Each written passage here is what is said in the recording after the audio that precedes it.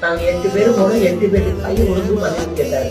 கையெடுத்து கும்பிட்டு ரொம்ப அழுதுட்டாரு. நாங்க கூட பெரும்பா இருக்கோம். அவர் ரொம்ப இழைச்சு போய் தான் இருக்காரு. சாப்பிட்டாலும் சாப்பிட்டே அவருக்கு தெரியாது. பாவம். காலைல உண்டு அழுத ஆமாங்க. யாரு காலைல அவங்க காலில் தான் அவங்க பொண்ணோட அவங்க அம்மா காலில் எல்லாத்துக்கும் அழுதுனாங்க. ரொம்ப கஷ்டப்பட்டு நம்ம எப்படி அழுவோமோ அந்த நேச்சருக்கு தான் அழுவாரு. அவரு இவ்வளவு செலவு பண்ணணும்னு அவசியம் இல்லை. இது அவர் சொந்த உழைப்புல வந்த காசு.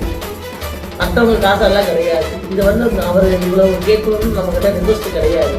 ஆனா இவ்வளவு ரிக்வஸ்ட் பண்ணி கேட்கிறாருன்னா மனிதாபிமானத்துல கேட்கிறாரு. இல்ல காலைல விழுந்தாலும் அவங்களுக்கு எந்த மாதிரி தோணும்? நம்ம பிள்ளை ஒழுங்கா எப்படி மன்னிப்பு எடுக்குமோ அந்த மாதிரி தான் ஒழுங்கு. இப்ப நாங்க செஞ்சது தானே தப்பு. நாங்க பிள்ளைகளை கூட்டிட்டு போனது தானே தப்பு. யாரும் சொல்லி இது இல்லை. ஆனா இவங்க கூட்டிட்டு ஆஸ்பத்திரிக்கு கூட்டிட்டு போனதுதான் தப்புன்னு நான் சொல்லுவேன்.